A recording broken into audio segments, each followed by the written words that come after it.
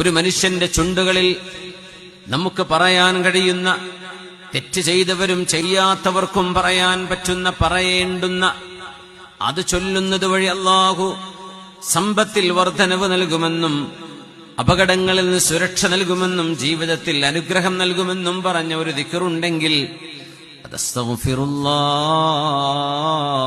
അസ്തഗ്ഫിറുല്ലാഹൽ അസീം അല്ലദീ ലാ ഇലാഹ ഇല്ലാഹു അൽ ഹയ്യുൽ ഖയ്യൂം വഅതൂബു ഇലൈഹി. അസ്തഗ്ഫിറുല്ലാഹ്, എനിക്ക് മാപ്പ് നൽകണേ പടച്ചവനെ, എന്നോട് പൊറുക്കണേ. അസ്തഗ്ഫിറുല്ലാഹ് അസ്തഗ്ഫിറുല്ലാഹ് അസ്തഗ്ഫിറുല്ലാഹ്. റസൂലുള്ളാഹി സ്വല്ലല്ലാഹു അലൈഹി വസല്ലമ തങ്ങൾ ഒരു ദിവസം 100 തവണ അല്ലാഹുവിനോട് മാപ്പ് ചോദിച്ചിരുന്നു അത്രേ. അവിടത്തേക്കൊരു തെറ്റുപോലും ഇല്ലാത്തവരാണ് ഹബീബായ തങ്ങള്, ഒരു പാപവുമില്ലാത്തവരാ, മഅസൂമാണ്. പുണ്യനബി തങ്ങൾ മഅസൂമാണ്. അല്ലാഹു പാപസുരക്ഷിതത്വം നൽകിയ റസൂലാണ്, എല്ലാ പ്രവാചകരെയും പോലെ.